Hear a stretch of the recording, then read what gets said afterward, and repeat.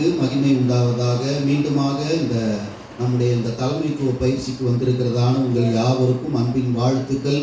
தேவனாகிய கர்த்தர் தாமே தொடர்ந்து இந்த பாடத்திட்டங்களிலே நம்மை நடத்தி நம்மை ஆசீர்வதிப்பாராக.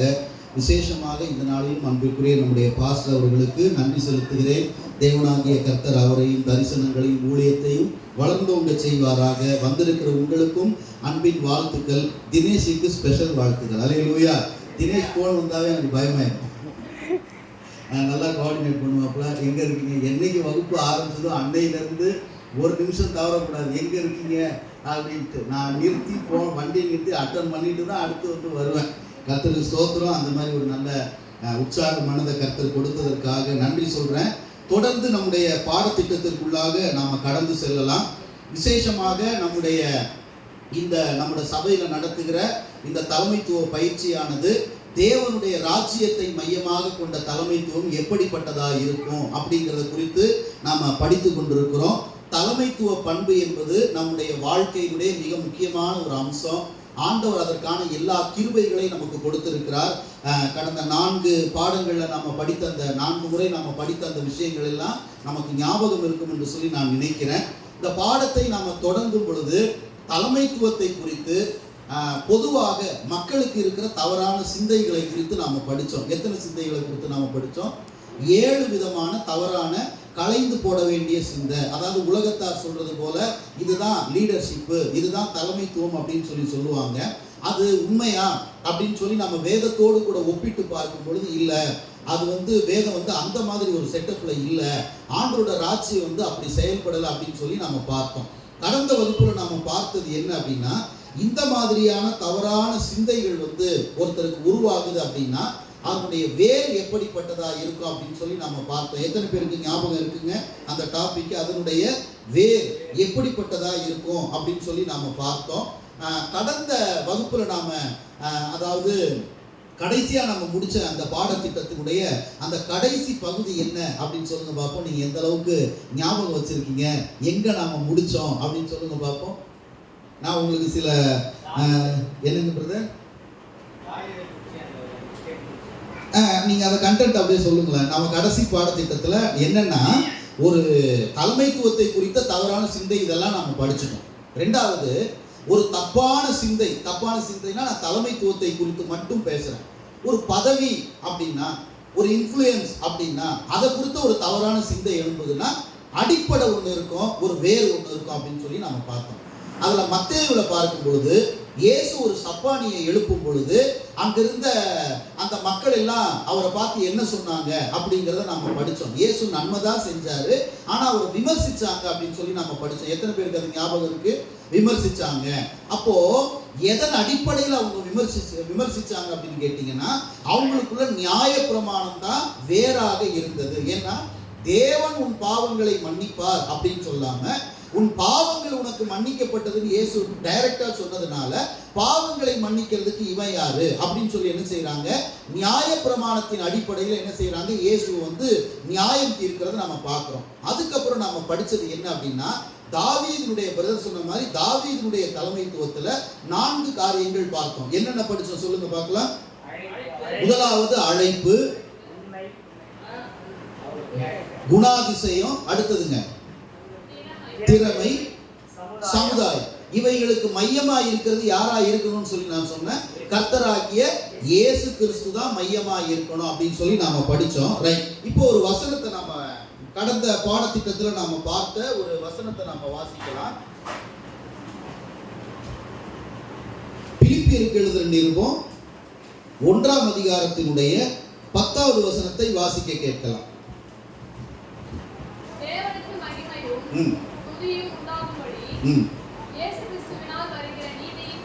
அண்டர்லைன் பண்ணோம் நாம கடந்த வகுப்புல, இயேசு கிறிஸ்துவினால் வருகிற நீதியின் கனி. ஓகேங்களா? அடுத்து இன்னொரு வசனம் வாசிக்கலாம். அதே பிலிப்பியர்கள் நிருபத்துல 3ஆம் அதிகாரத்தினுடைய 9வது வசனத்தை நாம வாசிக்கலாம். நான் கிறிஸ்துவை ஆதாயப்படுத்திக் கொள்ளும்படிக்கும் நியாயப்பிரமாணத்தினால் வருகிற சுயநீதியை உடையவனாயிராமல் கிறிஸ்துவை பற்றும் விசுவாசத்தினால் வருகிறதும். இன்னொரு முறை அதை வாசிங்க. கிறிஸ்துவை பற்றும் விசுவாசத்தினால் வருகிறது. அதுக்கு முன்னால வாசிங்க. நான் கிறிஸ்துவை ஆதாயப்படுத்திக் கொள்ளும்படிக்கும் நியாயப்பிரமாணத்தினால் வருகிற சுயநீதியை நியாய பிரமாணத்தினால் வருகிற சுயநீதி. கொஞ்சம் நல்லா கவனமா கேளுங்க. இந்த தவறான சிந்தைகள் அன்றைக்கு இருந்த யூத மக்களுக்கும் யூத ரபிமார்களுக்கும் வந்ததுக்கு காரணம் என்ன அப்படின்னா, நியாய பிரமாணத்தின் நிமித்தம் அவங்க கனி கொடுக்க முயற்சி செஞ்சாங்க. நியாய பிரமாணத்தின் அடிப்படையில நீதியா வாழ முயற்சி பண்ணாங்க. நியாய பிரமாணத்தின் அடிப்படையில என்ன செய்தாங்க, கடவுளுக்கு பிரியமா நாம வாழ்ந்துடணும் அப்படின்னு சொல்லி முயற்சி பண்ணாங்க. ஆனா பவுலும் அப்படித்தான் இருந்தாரு.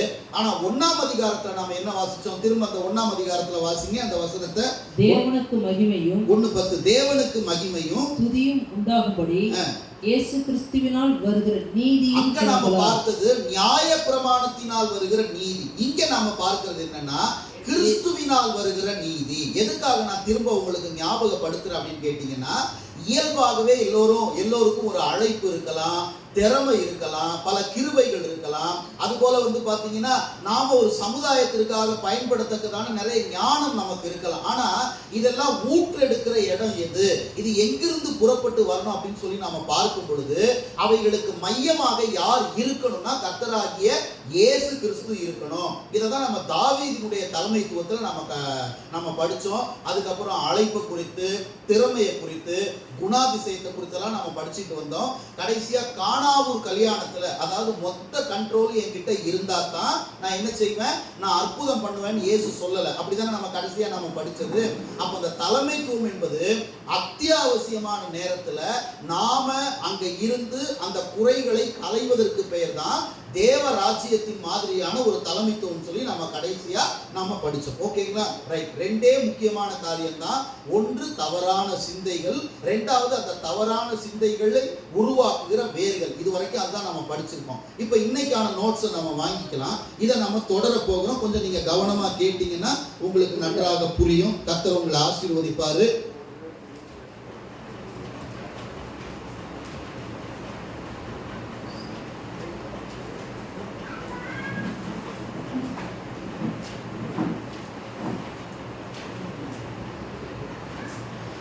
இது நமக்கு 3வது பாடம்.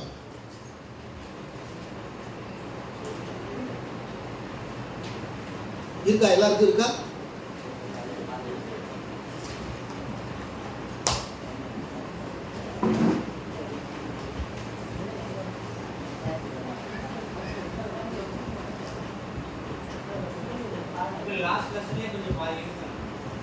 அது நான் சொல்றேன் உங்களுக்கு.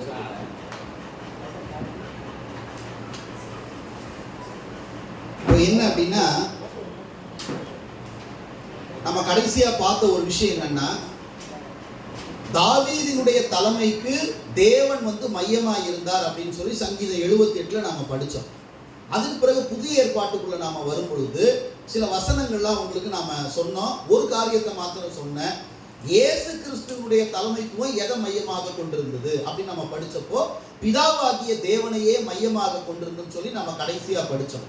அதுக்கப்புறம் பிரதர் சொன்ன மாதிரி உங்க நோட்ஸ்ல கீழே இருக்கிற அந்த கண்டென்ட் யாருக்குரியதுன்னா ஒன்லி ஃபார் பாஸ்டர்ஸ்க்கு மாத்திரம். ஆகையினால தான் அந்த இடத்துல நம்ம நிறுத்தி இருக்கிறோம். அது ரொம்ப நம்ம டீப்பா போனோம்னா நமக்கு நேரம் செலவழிஞ்சிடும். அதனால அது இந்த மெல்கிசேதேக்கின் முறைமையை குறித்து படிக்கிற ஒரு விஷயம். அது ஒன்லி ஃபார் பாஸ்டர்ஸ் நம்ம சேர்ந்து படிக்கிற ஒரு விஷயம். அதுக்கான காலங்கள் நமக்கு வரும். அதனால இதோடு கூட அந்த வேர்களை குறித்ததான பாடம் நமக்கு அந்த சப்ஜெக்ட் நம்ம முடிச்சிருச்சு. இப்போ 3வதா நம்ம படிக்க போற ஒரு விஷயம் என்ன அப்படின்னு பார்த்தீங்கன்னா, இப்போ எடுத்துக்கோங்க, நம்ம அதே விஷயத்தை தான் நம்ம தொடர போகிறோம். ரொம்ப முக்கியமா இப்போ மத்தேயு எழுதின சுவிசேஷம் மேல இருக்கிற அந்த இன்ட்ரோடக்ஷன்லாம் நீங்க பிறகு படிச்சுக்கோங்க.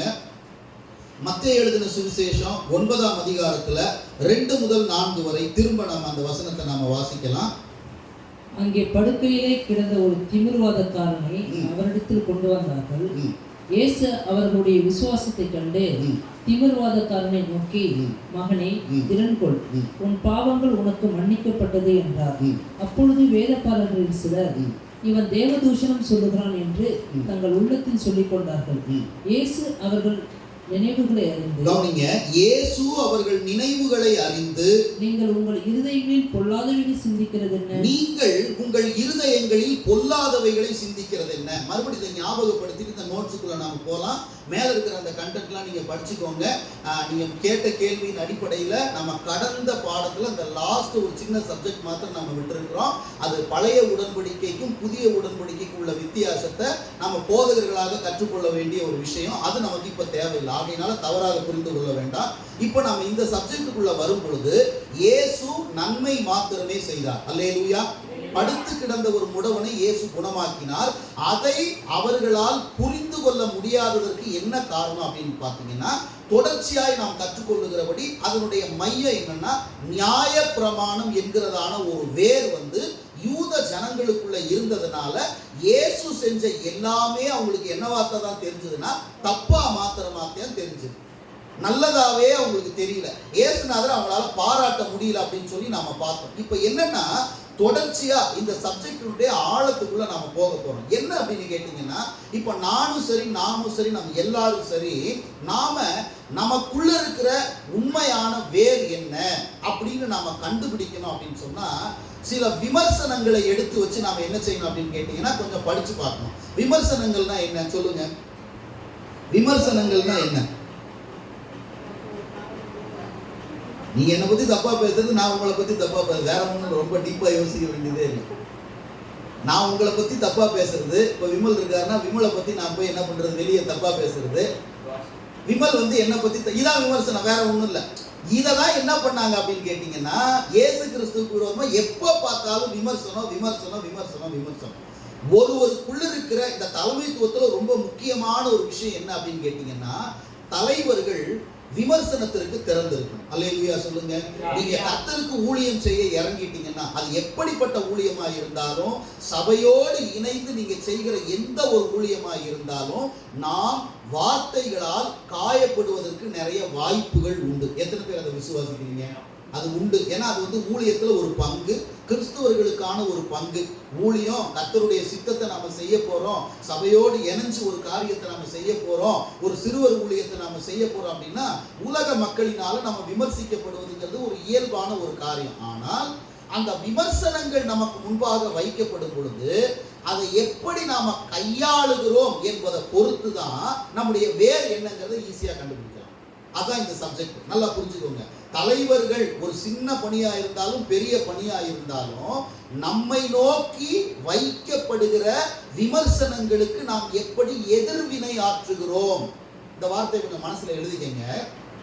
நம்மை நோக்கி வைக்கப்படுகிற விமர்சனங்களுக்கு நாம் எப்படி எதிர்வினை ஆற்றுகிறோம் என்பதை பொறுத்து தான் நம்முடைய மையம் இயேசுவா அல்லது வேறு ஏதாவது அப்படிங்கிறத ஈஸியா கண்டுபிடிக்கலாம். இந்த நம்ம பேசுற எல்லா விஷயமும் பைபிளுக்குள்ள இருந்து தான் எடுத்திருக்கிறோம், வேற எங்க இருந்துமே எடுக்கல. ஓகேங்களா?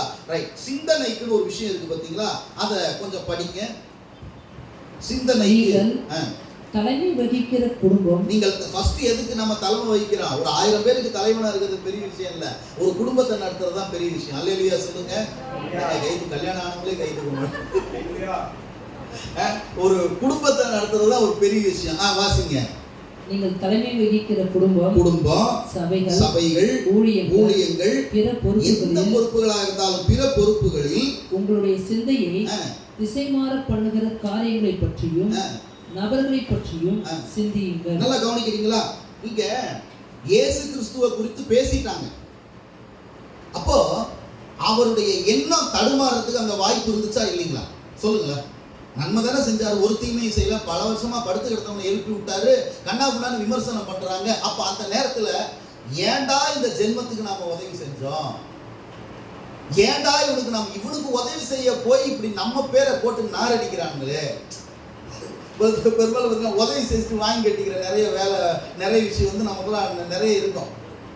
எங்கேயும் சரி, உறவுகள் மத்தியிலும் சரி, எங்கேயுமே சரி, நான் சொல்ற விஷயம் உங்களுக்கு நல்லா தெரியும். இப்போ இயேசு கூட அப்படி நினைச்சிருந்துருக்கலாம். என்னடா நான் செஞ்சேன், படுத்திருந்தவனை எழுப்பி விட்டேன், எல்லாம் சேர்ந்து நின்று திட்டுறாங்களே, அதுக்கு இவனை இப்படியே விட்டுருந்தா எனக்கு சமுதாயத்தில் நல்ல பேர் இருந்திருக்குமே. இந்த லேவியனை மாதிரி கிராஸ் பண்ணி போனா பாருங்க, அப்படி மாதிரி தள்ளி போயிருந்திருக்கலாம். ஆசாரியனை மாதிரி தள்ளி போயிருந்திருக்கலாம். ஒரு நல்ல சமாரியானா நான் இருந்துட்டேன், என்ன இப்படி பேசுறாங்களே அப்படின்னு சொல்லி அந்த இடத்துல அவருக்கு முன்பாக வைக்கப்பட்ட விமர்சனங்கள், நபர்களை கொடுத்து அவருடைய எண்ண ஓட்டங்கள் எப்படி இருந்துச்சு. அடுத்து தொடர்ந்து வாசிங்க. அதாவது உங்கள் நற்கிரியைகளை விமர்சிக்கிற நபர்களிடம் நீங்கள் எப்படி எதிர்வினை ஆற்றுகிறீர்கள்? இது உங்களுக்கான ஒரு அசைன்மெண்ட். அதை நீங்களே எழுதி நீங்களே வச்சுக்கோங்க. இப்ப எழுத சொன்னா நான் உங்ககிட்ட மாட்டீங்க, நீங்க என்கிட்ட மாட்டீங்க. அதனால நீங்க எழுதி பர்சனல் நோட்ஸ் தானே, அதை நீங்க வச்சுக்கோங்க. இப்ப உதாரணமாக நாம சில விஷயங்களை பைபிள்ல இருந்து பார்த்து நாம முடிக்க போறோம். இப்ப மறுபடியும் சொல்றேன், இது 3வது பாடம். இந்த 3வது பாடத்தினுடைய மைய கருத்து என்ன அப்படின்னா, போன பாடத்துல தவறான சிந்தைகளுக்கான வேர்கள் என்ன அப்படிங்கிறது ஓரளவுக்கு நம்ம படிச்சுட்டோம். ஆண்டு நமக்கு கிருபை தந்தார். இப்ப என்னன்னா, தொடர்ந்து நமது வேர்களை நாம கண்காணிக்கணும் அப்படின்னு சொன்னா, நமக்கு விரோதமாய் பேசப்படுகிற விமர்சனங்கள், தவறான வார்த்தைகள், இவைகளுக்கு எப்படி நாம பதில் செய்கிறோம், எப்படி எதிர்வினை ஆற்றுகிறோம் என்பதை பொறுத்து தான் நம்ம நல்ல தலைமையில இருக்கிறோமா அல்லது உலக பிரகாரமா நம்ம தலைமைத்துவம் வகிக்கிறோமா, தேவ ராஜ்யத்திற்கு ஏற்ற மாதிரி இருக்கிறோமா, இல்ல ராஜ்யத்துக்குள்ள வந்த பிறகு வேற மாடல் நாம காண்பித்து கொண்டிருக்கிறோமா அப்படிங்கிறத புரிஞ்சுக்கிறது தான் இந்த சப்ஜெக்டினுடைய மைய நோக்கம். யாருக்காவது குழப்பமா இருக்குங்களா இந்த வார்த்தை? கரெக்டா புரியுதுங்களா எல்லாருக்கும்? ஓகே, இப்ப வாசிங்க. இப்ப உதாரணம் யாரை பத்தினா, அப்போஸ்தலனாகிய பவுலுக்கு விரோதமாக கொரிந்திய சபையில் சிலர் வைத்த விமர்சனங்கள். இங்க நல்லா கவனிங்க. அப்போஸ்தலனாகிய பவுலை பார்த்தீங்கன்னா ஆசியா முழுவதிலும் நிறைய இடங்கள்ல சபைகளை ஸ்தாபிச்சவர், 3 மிஷனரி பயணம் போனவர். இதுல கவனிங்க, அப்போஸ்தலனாகிய பவுலுடைய மேற்பார்வையில அவர் இருந்து உருவாக்கின ஒரு சபை எங்க இருந்துச்சு அப்படின்னா, கொரிந்து பட்டணத்துல. 1.5 வருஷம் அந்த கொரிந்து பட்டணத்துல தங்கி அவருடைய மேற்பார்வையில கண்காணிப்பின் அடிப்படையில உண்டாக்கப்பட்ட ஒரு திருச்சபை தான் எதுன்னு கேட்டீங்கன்னா கொரிந்திய திருச்சபை. இவர் உருவாக்கி கவனிங்க, லீடர்ஸ் கையில கொடுத்துட்டு இவர் என்ன செய்யறாரு அப்படின்னா ரோமுக்கு வந்துடுறார், ரோம் பட்டணத்துக்கு வந்துடுறார். இந்த ரோம்ல இருக்கும் பொழுதுதான் இந்த கொரிந்திய சபைக்குள்ள காணப்பட்டதான பிரச்சனை, போராட்டம், ஒழுங்கீனங்களை குலோவேயால் அப்படின்னு சொல்லப்பட்ட அம்மா என்ன செய்யறாங்கன்னா தெரியப்படுத்துறாங்க ரோம்ல இருக்கிற அவருக்கு.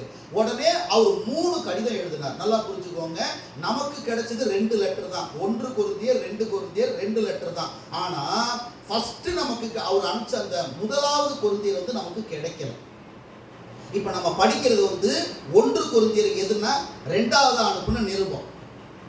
ஆர்டர் படி 2 கொரிந்தியர் 3வதாக அனுப்பப்பட்ட நிருபம். ஆனா நமக்கு கிடைக்காத ஒரு நிருபம் எதுன்னா, அந்த கொரிந்திய சபைக்கு 3 முறை அவர் கடிதம் எழுதியிருக்கிறார். அதுல ஃபர்ஸ்ட் லெட்டர் நமக்கு கிடைக்கல.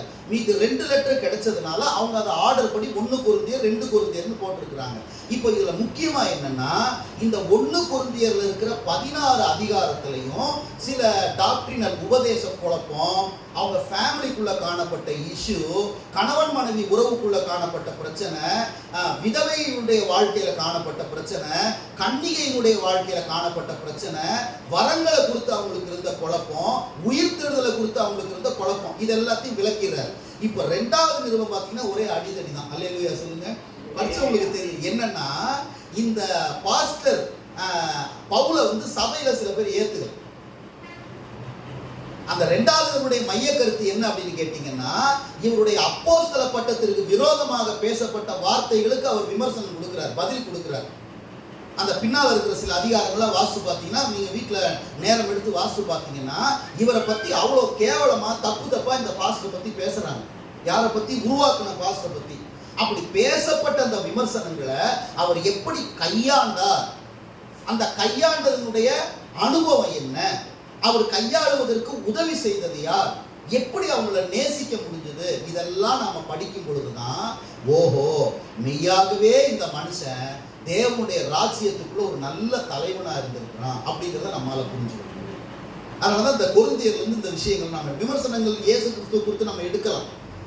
ஒரே வார்த்தை சொல்ல, அவர் சர்வ வல்லமை இல்லை தேவனுங்க, இந்த கணத்துல அடிச்சா இந்த கணத்தை காட்டிட்டு போவோம், நமக்கு அப்படியா இருக்கு, நமக்கு 2 காட்டலன்னா ஒன்றும் வேக மாட்டேங்குது அப்படின்னு நாம. அதனால ஒரு சாதாரண மனுஷனை எடுத்து நம்ம பேசுறோம். பாடுள்ள மனுஷன் யாருன்னா அப்போஸ்தலனாகிய பவுல். இப்ப வாசிங்க, இவரை குறித்து கொரிந்திய சபையில வைக்கப்பட்ட சில விமர்சனங்களை பார்க்கலாம். 2 கொரிந்தியர் 6ஆம் அதிகாரத்துல 11, 12 சீக்கிரம் வாசிங்க. கொரிந்தியரே, எங்கள் வாய் உங்களோட பேச திறந்திருக்கிறது, எங்கள் இருதயம் பூரித்திருக்கிறது, எங்கள் இருதயம் பூரித்திருக்கிறது, எங்கள் உள்ளம் உங்களை குறித்து நெருக்கம் அடையவில்லை. அவர் வேதனை அடைகிறார். எங்கள் உள்ளம் உங்களை குறித்து என்ன அடையலையா? நெருக்கம் அடையவில்லை. உங்கள் உள்ளமே எங்களை குறித்து, உங்கள் உள்ளமே எங்களை குறித்து எப்படி அடைச்சிருக்குதான்? இந்த வசனம் உங்களுக்கு புரியுதுங்களா? அதாவது பாஸ்டர் வந்து விசுவாசிகளை பார்த்து சொல்றாரு, அதாவது பவுல் வந்து கொரிந்திய சபையை பார்த்து சொல்றாரு, எங்கள் உள்ளம் உங்களை குறித்து கொஞ்சம் கூட நெருக்கம் அடையல, ஆனா உங்க உள்ளம் தான் என்ன குறித்து அதிகமா நெருக்கம் அடைஞ்சிருக்கு. இந்த வார்த்தையினுடைய ஆழம் என்னன்னா, அந்த அளவுக்கு பவுலுக்கு விரோதமா கொரிந்திய சபையில எக்கச்சக்கமான விமர்சனங்கள் வைக்கப்பட்டது. எல்லாரும் கிடையாது, ஒரு சின்ன கூட்டம் அப்படி செஞ்சுக்கிட்டு இருந்தாங்க. அடுத்தது வாசிங்க, அந்த வசனத்தெல்லாம் எடுத்து வாசிங்க. 10ஆம் அதிகாரத்துல 2, 7, 10. எங்களை மாம்சத்தின்படி நடக்கிறவர்கள் என்று எண்ணுகிற சிலரை குறித்து நான் கண்டிப்பா இருக்க வேண்டும். அப்ப என்ன சொல்லிருக்காங்க, எவ்வளவு பெரிய பாஸ்டர் இவரு, எபிரேயர் உட்பட 14 நிருபத்தை கொடுத்தது. இவரை பத்தி என்ன சொல்றாங்க, இவர் மாம்சத்தின்படி நடக்கிறாரு. அவர் சொல்றாரு பாருங்க, எல்லாரும் கிடையாது. திரும்ப அந்த துவக்கத்தை வாசிக்கிறது, எங்களை மாம்சத்தின்படி நடக்கிறவர்கள் என்று எண்ணுகிற சிலரை குறித்து நான் கண்டிப்பா இருக்க வேண்டும் என்று நினைத்திருக்க. விமர்சனம் என்னன்னா, அங்க பாருங்க, அவ்வளவு ஆவிக்குரிய மனுஷன் யாருன்னு கேட்டீங்கன்னா அப்போஸ்தலனாகிய பவுல். ஆனா அந்த மனுஷனுக்கு முன்பாக வைக்கப்பட்ட விமர்சனம் என்னன்னா, இந்த ஆளு மாம்சத்தின்படி நடக்கிறாரு. நாம யார மாம்சத்தின்படி நடக்கிறோம்னு சொல்லுவோம், கொஞ்சம் சொல்லுங்களேன்.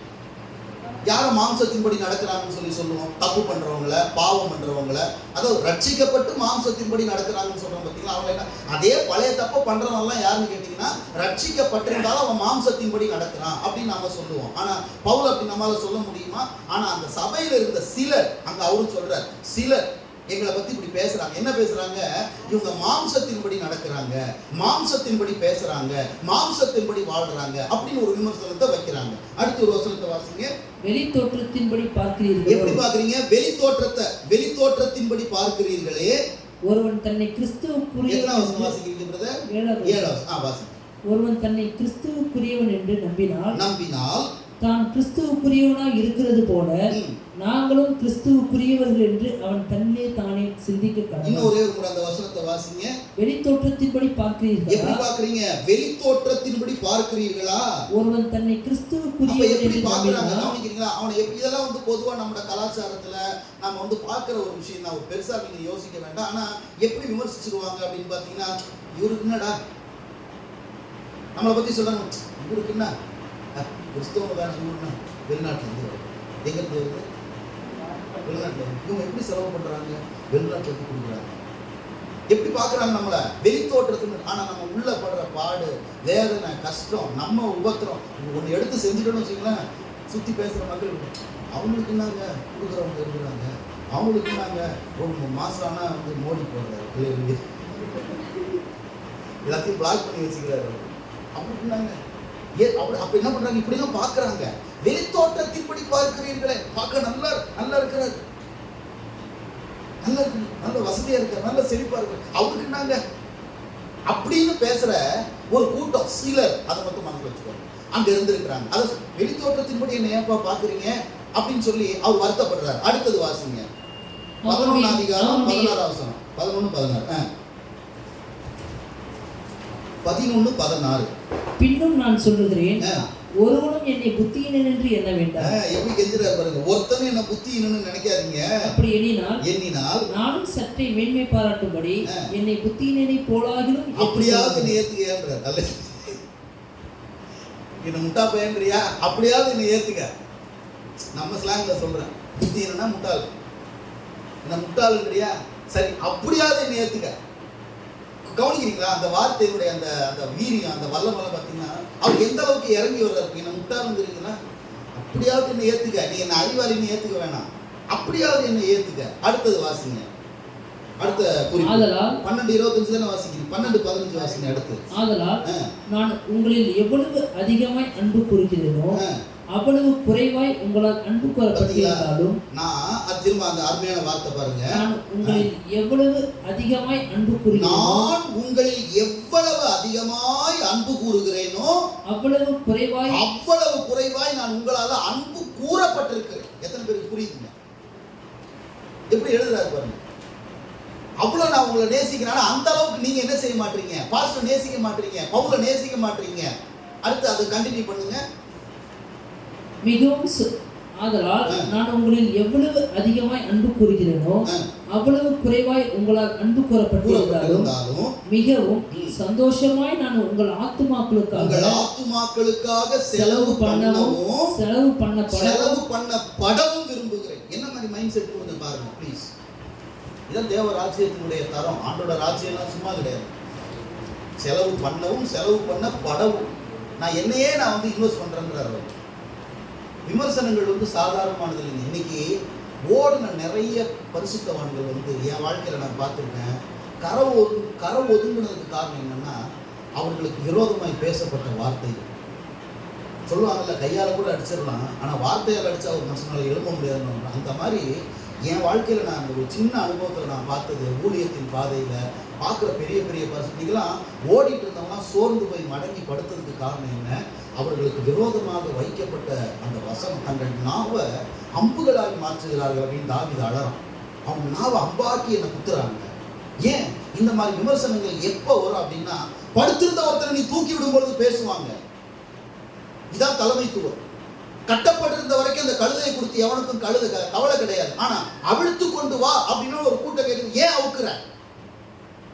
கட்டப்பட்டிருந்த வரைக்கும் அதை அவுக்கணுங்கிறதான சிந்தை யாருக்கும் இல்லை. ஆனா ஏன் சொன்ன, எனக்கு அது வேணும், அதை அவுத்துட்டு வா. ஏன் அவுக்குற? இது வரைக்கும் யாரும் வாய் திறக்கலையே. நீங்க என்னைக்கு இயேசு கிறிஸ்துவின் நாமத்திற்காக ஒரு சின்ன காரியத்தை செய்ய நீங்க தரையில காலை வைக்கிறீங்களோ, ஏரியாவுக்குள்ள போறீங்களோ, ஃபீல்டுக்குள்ள போறீங்களோ, உங்களுக்கு முன்பாக பிசாசு கொடுக்கிற வார்த்தை என்ன தெரியுங்களா? விமர்சனங்கள். வெளிப்படையா சொல்றீங்களா? எதை தெரியுங்களா தோண்டுவான்? பழைய கதையை தோண்டுவான். கிறிஸ்துவுக்குள்ள மறிச்சு கல்லறையோட போச்சு பாருங்க என் கதை போச்சு பாருங்க கல்லறையோட. அவர் மறிச்சாரு, நானும் மறிச்சிட்டேன். அவர் உயிர்த்தார், நானும் உயிர்த்துட்டேன். ஆனா பிசாசு எதை தோண்டுவான் தெரியுங்களா? செத்து போய் நாரி போய் கல்லறையோட போச்சு பாருங்க, அந்த வாழ்க்கையை தோண்டுவான். அவரா, அவனா, அந்த தம்பியா? ஏன் நீ இப்ப லைனை பிடிச்சிட்ட, நீ தேவசித்த செய்ய உள்ள இறங்கிட்ட, அது ஒருத்தருக்கு பிடிக்கல அப்படின்னா என்ன பண்ணுவான்? உன்னை வந்து சரீரத்தை தொடவே மாட்டான். எங்க கையை வச்சா நீ உட்காருவன்னு நல்லா தெரியும். அப்ப அவன் கை வைக்கிற இடம் உன் மனசு. நீ நன்மை செய்ய இறங்கும் பொழுது எருசலேமின் நன்மையை விசாரிக்க ஒருவன் வந்தான் என்பது எல்லாருக்கும் ரொம்ப வருத்தமா இருந்துச்சான். யாரு? நெகேமியா இறங்கி வந்தான்.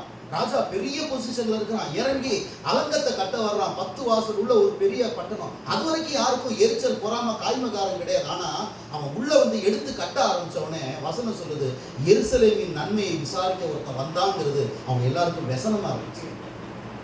அதனால எனக்கு அன்பான தலைவர்களே, ஒரு நல்ல சபையில் நீங்கள் இருக்கிறீங்க. நான் அடிக்கடி ஒவ்வொரு கிளாஸ்லையும் நான் சொல்கிறது என்னென்னா, பாசுக்காக முகஸ்துதிக்காக நான் சொல்லலை.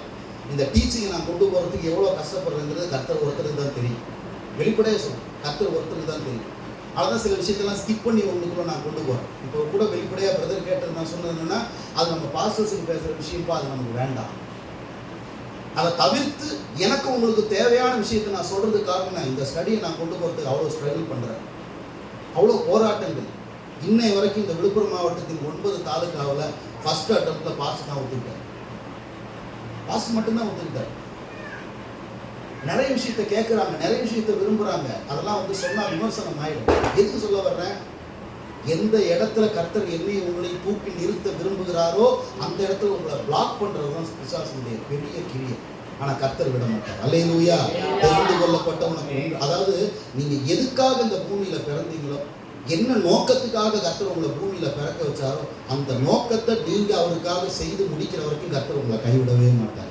யார் தான் சோர்ந்து போல? ஏசுநாதரே சோர்ந்து போனார் ஒரு காலகட்டத்தில். விட்டுட்டாரா? விடமாட்டார் கர்த்தர். உங்களை கொண்டு, இந்த திருச்சபையை கொண்டு கர்த்தர் இந்த பட்டணத்தில் என்ன செய்ய சித்தமாக இருக்கிறாரோ அதை செய்கிற வரைக்கும் உங்களை ஒரு நாளும் கர்த்தர் கைவிட. என் கவலை எல்லாம் என்னன்னா, நான் கரை ஒதுங்கிறதுக்கு நிறைய வாய்ப்பு இருக்கு. நல்ல தேவ சித்தத்தின்படி ஓடும்பொழுது எனக்கு விரோதமாய் வைக்கப்படுகிற விமர்சனங்கள், தலைவர்கள் மடங்கி படுக்கிற இடம் இதுதான். ஓடனா எலியா, அவர் சொல்றா, நாளைக்கு இந்நேரம் உன் தலையை நான் வாங்கலன்னா நான் ராஜாத்தி இல்லடான்றான். ஓடி போய் சூறை செடியின் கீழே படுத்துக்கிட்டு போதுங்கிறதாங்க. எவ்வளோ பெரிய மனுஷன், சாதாரணமாக படிச்சிடலாம். எவ்வளோ பெரிய மனுஷன் தெரியுங்களா? ஊழியக்காரன் தெரியுங்களா? போதுங்கிறதாவே என் உயிரை எடுத்துக்க. அப்போ எந்த அளவுக்கு வந்து அந்த வார்த்தை ஒரு ஆத்ம சோர்வை கொண்டு வந்து, ஏன்னா இதெல்லாம் நீங்கள் சாதாரணமாக நினைக்கக்கூடாது. வளர்கிற பிராயத்தில் ஊழியத்தில் கர்த்தர் உங்களை பயன்படுத்தும் போது, சபையோடு இணைந்து சபையுடைய பக்தி விருத்திக்காக நீங்கள் பயன்படும் பொழுது, நம்மை குறித்து அநேகர் விமர்சனம் பண்ணுவாங்க, நம்மை குறித்து அநேகர் பேசுவாங்க. நான் சொன்ன மாதிரி செத்த கதையெல்லாம் தோண்டுவாங்க. என்னைக்கோ நடந்து முடிஞ்ச கதை அவனா ப்ரெசண்ட்டு என் மனசாட்சி அவருக்கு முன்னால் சுத்தமாக இருக்கா? போயிட்டே யாருக்கும் கவலைப்படாது. எத்தனை பேர் நான் சொன்ன வார்த்தை போடுவோம்? இப்போ என் மனசாட்சி அவரோட சுத்தமாக இருக்கா? போயிட்டே இருக்கணும். அவர் கையை பிடிச்சா போயிட்டே இருக்கணும். ட்ரெயின் ட்ராக் மாதிரி போய் குறுக்க யார் இருந்தாலும் கவலைப்படக்கூடாது. சபையை குறித்து சொல்கிறேன், உங்கள் வளர்ச்சியை பற்றி பேசுகிறேன். தேவன் உங்களை ஆசீர்வதிப்பார். எதுக்கு சொல்ல வரேன்? இந்த சபையை குறித்து, உங்களை குறித்து, தனிநபரை குறித்து வைக்கப்படுகிற விமர்சனங்களை காது ஏற்றுக்கணும். சவுல் காது கேளாதவன் போல இருந்தான்னு சொல்லுங்க. காது கேட்காம போயிட்டே இருக்கணும், முன்னேறி போயிட்டே இருக்கணும். யாருக்கும் பயப்படக்கூடாது. விமர்சனங்களுக்கு திறந்து இருக்கணும், காதை அடைச்சிக்கணும், முன்னேறி போகணும். ஏசுநாதர் இப்படி சொல்லிட்டாங்க, இனிமே இவங்களுக்கு நன்மையை செய்யக்கூடாதுன்னு எந்திரிச்சு போயிடல. அதுக்குதான் அவரை விட்டுட்டேன். நாம எல்லாரும் சொன்னோம், அவர் தெய்வங்க, அவர் சமாளிச்சுடுவாருங்க. அதனால தான் ஒரு பாடுள்ள மனுஷன் எடுத்து நம்ம பேசுறோம். எப்படியெல்லாம் பேசுறாங்க தெரியுங்களா? பவுல மாம்சத்தின்படி ஊழியம் செய்யறவன் அவன் ஆவிக்குரியவன், அவன் வெளித்தோற்றத்தின்படி என்னை பார்க்கிறீர்களே, அப்படியெல்லாம் பயங்கரமா விமர்சனம். இவரு எவ்வளோ பொறுத்துக்கிட்டு இப்ப சொல்றாரு, நான் உங்களை ரொம்ப நேசிக்கணும்ப்பா, ஆனா நான் நேசிக்கிற அளவுக்கு நீங்க என்ன செய்யல. நேசிக்கிற ஒரு ஊழியக்காரன் அழறதை நம்ம பார்க்கணும். பாருங்க, அடுத்தது வாசிங்க. 13:3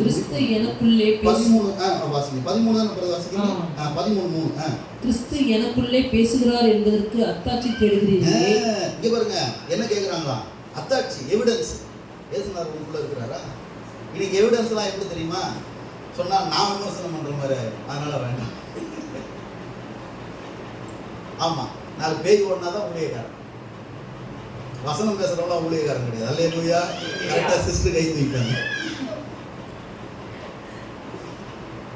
பேய் ஒன்னா ஊழியக்காரன், வசனம் பேசுறவங்க நீ யாரும் ஊழியக்காரன் மதிக்கிறது இல்லை. கவனிக்கிறீங்களா? இதெல்லாம் என்னன்னா, எனக்கு பாசுக்கு இருக்கிற ஒரு ஆதரவு. விமர்சனங்கள் இதெல்லாம் ஓகேங்க. இப்பெல்லாம் இந்த வசனங்கள்லாம் காட்டி கொடுத்ததுக்கு காரணம் என்ன அப்படின்னா, இயேசு கிறிஸ்து விட்டுருவோம், அவரால் பொறுத்துக்க முடியுங்க அப்படின்னு நம்ம சொல்லிடலாம். ஆனால் ஒரு பாடுள்ள மனுஷன் ஊழியக்காரன், இவனை குறித்து ஒரு தகப்பனுடைய ஸ்தானத்தில் இருக்கிற இந்த மனுஷன் எப்படியெல்லாம் பேசுனாங்க. ஆனால் நான் ஆண்டோட ராஜ்யத்தில் நான் ஒரு லீடர் அப்படிங்கிறது எப்படி காட்டினார் அப்படிங்கிறத நம்ம தொடர்ந்து பார்க்க போகிறோம். அடுத்த பக்கத்தில் பாருங்க. அடுத்த பக்கத்தில் நம்ம பார்க்கறது என்ன அப்படின்னா, செகண்ட் பேஜில் இப்படிப்பட்ட விமர்சனங்களுக்கு வாசிங்க. இப்படிப்பட்ட விமர்சனங்களுக்கு பவுலின் எதிர்வினையான செயல்கள் இதாங்க. ஒரு ராஜ்ய மாதிரி தலைவன் குடும்பத்தில் உங்களை குறித்து பேசப்படலாம், யாரோ உறவுகள் நம்மை குறித்து பேசலாம். யார் பேசினாலும் அந்த பேச்சுக்கு, விமர்சனங்களுக்கு நாம் எப்படி எதிர்வினை ஆற்றுகிறோம் என்பதை வச்சே நாம் எந்த ராஜ்யத்தில் தலைவராக இருக்கோம், எந்த மாடலை பின்பற்றோம் அப்படிங்கிறது நமக்கு நல்லா தெரிஞ்சிடும். இப்போ ஒவ்வொன்றா வாசிக்கலாம். வாசிங்க, கொஞ்சம் வசனம் தான் இன்னைக்கு நிறைய வாசிக்கும். 2 கொரிந்தியர் 3:1-24 சீக்கிரம் வாசிங்க. உங்கள் விசுவாசத்திற்கு நாங்கள் அதிகாரிகளாய் இராமல் உங்கள் சந்தோஷத்திற்கு சகாயராய் இருக்கிறோம். நீங்க என்ன சொல்றாருன்னா, அந்த கொரிந்தியரை பார்த்து சொல்றாரு, இப்படிப்பட்ட விமர்சனங்கள் அவருக்கு முன்பாக வைக்கப்பட்ட பொழுது அவர் எப்படி எதிர்வினை ஆற்றுகிறார் அப்படின்னா 24 பாருங்க. உங்க விசுவாசத்துக்கு நான் யாரு கிடையாது, அதிகாரி கிடையாது, உங்க சந்தோஷத்திற்கு அதாவது சிம்பிளா சொல்றாரு, நான் யாருன்னா நான் டிக்டேட்டர் கிடையாது அப்படிங்கிறார். நான் சர்வாதிகாரி கிடையாது. யாரை பார்த்துங்க? மக்களை பார்த்து, கொரிந்திய மக்களை பார்த்து, கொரிந்திய திருச்சபையை பார்த்து, நான் உங்க விசுவாசத்துக்கு அதிகாரி கிடையாதுப்பா, நான் உங்க சந்தோஷத்துக்கு யாருன்னு கேட்டீங்கன்னா, இதெல்லாம் என்னன்னு கேட்டீங்கன்னா, இவ்வளோ விமர்சனத்தையும் உள்ள வாங்கிக்கிட்டு இவர் எப்படி அவுட்புட் கொடுக்குறாரு அப்படின்னு கேட்டீங்கன்னா, நான் உங்க விசுவாசத்துக்கு அதிகாரி கிடையாது, மாறாக உங்க சந்தோஷத்துக்கு சகாயராய் இருக்கிறோம். இதனோட கான்செப்ட் என்னன்னா, எழுதிக்கோங்க, ஃபெல்லோ ஒர்க்கர்ஸ், அதாவது உடன் வேலையால். தலைவன் என்பவன் உடன் வேலையால். அந்த ஃபர்ஸ்ட் பிலிப்ஸ்ல எழுதிங்க, ஃபெல்லோ ஒர்க்கர்ஸ், உடன் வேலையால். மற்றவர்களுடைய சந்தோஷத்திற்கு நீங்களும் நானும் யாரா இருக்கிறோம்? சகாயராய் இருக்கிறோம். யாரால், எவரால் நாம் குறைவாக அன்பு கூறப்பட்டாலும் விமர்சிக்கப்பட்டாலும் நாம அவனுடைய சந்தோஷத்திற்கு நாம சகாயராக இருக்கிறோம். இதனுடைய இன்னர் மீனிங் என்ன அப்படின்னு கேட்டீங்கன்னா, நாம அவனுடைய ஃபெலோ ஒர்க்கர்ஸ், அதாவது உடன் வேலையாட்களா இருக்கிறோம். கிராஸ் ரெஃபரன்ஸ் பக்கத்தில் எழுதிக்கோங்க. 1 கொரிந்தியர் 5:3 அந்த ஃபர்ஸ்ட் பாயிண்ட்டுக்கு நம்ம நீங்க 1 கொரிந்தியர் 3:9 ஃபர்ஸ்ட் ரெஃபரன்ஸ் 1 கொரிந்தியர் 3:9, 2 கொரிந்தியர் 6:1 6:1 1 கொரிந்தியர் 3:9, 2 கொரிந்தியர் 6:1. செகண்ட் பாயிண்ட் வாசிங்க. கர்த்தராகிய இயேசுவை எழுப்பினவர் எங்களையும் இயேசுவை கொண்டு எழுப்பி உங்களுடனே கூட தமக்கு முன்பாக நிறுத்துவார் என்று அறிந்திருக்கிறோம். பாருங்க, இந்த வசனங்கள்லாம் படிக்கும் பொழுது நான் சில பாயிண்ட்ஸை மாத்திரம் நான் உங்களுக்கு சொல்லுவேன். அதை மனசுல எழுதிக்கோங்க, நோட்ல எழுதிக்கோங்க. ஃபர்ஸ்ட், இந்த கடுமையான விமர்சனங்களுக்கு இந்த தலைவனுடைய பதில் எதுவா இருந்ததுன்னா, உங்க எல்லாருடைய விசுவாசத்துக்கு நான் அதிகாரி கிடையாது, நான் டிக்டேட்டர் கிடையாது, மாறாக நீங்க சந்தோஷமா இருக்கிறதுக்கு நான் ஒரு காரணம். அல்லேலூயா சொல்லுங்க. அவன் தான் தலைவன். நீங்க சந்தோஷமா இருக்கிறதுக்கு நான் ஒரு காரணம், சந்தோஷத்திற்கு சகாயம். இது ஃபர்ஸ்ட். உடன் வேலையா இவர் எப்படின்னா, அதை எப்படி மேற்கொள்றாரு அந்த விமர்சனத்தை அப்படின்னா, என்னப்பா நீங்க அப்படிலாம் பேசுறீங்க, நான் ஒரு கோவர்க்கர், அவ்வளவுதான். நான் ஒரு கோவர்க்கர். அந்த இடத்துல சர்வாதிகாரியா நடந்துக்கிறதுக்கு யாரால முடியும்னா பவுலால முடியும். ஆனா அவர் அப்படி நடக்கல. ரெண்டாவதா பாருங்க, நம்ம படிச்சது என்னன்னா, எழுதி வசனத்தை வாசிங்க 4:14. கர்த்தராகிய இயேசுவை எழுப்பினவர் எங்களையும் நல்லா கவனிக்கணும். கர்த்தராகிய இயேசுவை எழுப்பினவர் எங்களையும் இயேசுவை கொண்டு எழுப்பி உங்களுடனே கூட, அண்டர்லைன் பண்ணிக்கோங்க, உங்களுடனே கூட தமக்கு முன்பாக நிறுத்துவார் என்று அறிந்திருக்கிறோம். அந்த உங்களுடனே கூட அப்படின்னா, அந்த தலைவர் மக்களோட தன்னை இணைச்சுக்கிறார். கவனிக்கிறீங்களா ப்ளீஸ்? அந்த இன்டிமசி, மக்களோடு தனக்கு இருக்கிற அந்த உறவு. ஏன்னா தீமோத்தேயு பவுல் சொல்லும்போது நானும் காப்பாற்றப்பட வேண்டிய நிலைமையில இருக்கிறேன்னு பவுல் சொல்றார். அப்ப அந்த இடத்துல நம்ம எடுத்துக்க வேண்டிய ஒரு வார்த்தைன்னா, உங்களோட கூட எங்களையும் ரட்சித்திருக்கிறாரு. இதுதான் என்னன்னு கேட்டீங்கன்னா, மக்களை விட்டு தனித்து நிற்கிறவன் தலைவன் அல்ல, மக்களோடு இணைந்து இருக்கிறவன் தான் தலைவன். நீங்க ஒரு சக்சஸ்ஃபுல்லான மினிஸ்ட்ரி நீங்க பண்ணணுமா, ஒரு சக்சஸ்ஃபுல்லான லைஃப் நீங்க இருக்கணும் அப்படின்னு கேட்டீங்கன்னா, யாரை விட்டு நீங்க பிரிஞ்சிருக்க கூடாது. ஃபெல்லோஷிப் ரொம்ப முக்கியம். உங்களுடனே கூட, உங்களை எழுப்பினவர் தான் எங்களை எழுப்பினார். உங்களுடைய கூட நாங்களும் நிற்போம். அப்படின்னா என்ன, அங்க எந்த இடத்துலையும் நாங்கிற வார்த்தை, ஐஎம் அப்படிங்கிற வார்த்தையை அவர் பயன்படுத்தல. உங்களுடைய கூட நாங்களும், நீங்க ரசிக்கப்பட்ட மாதிரி நாங்க ரசிக்கப்பட்டிருக்கோம், நாங்க ரசிக்கப்பட்ட மாதிரி நீங்க. இது எதை குறிக்குது எழுதிக்கங்க அந்த பிலிப்ஸ்ல. இன்டிமசி, அந்நியோன்யம். இதெல்லாம் அந்த விமர்சனங்களுக்கு அவர் கொடுக்கிறதான ரிப்ளை. இன்டிமசி, அந்நியோன்யம்.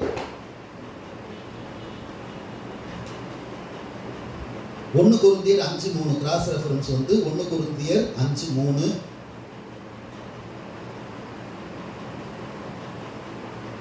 2 கொரிந்தியர் 1:21. இதெல்லாம் வீட்டில் போய் தயவு செய்து வாசித்து பாருங்க. 2 கொரிந்தியர் 1:21. இப்போ 3வது வாசிங்க.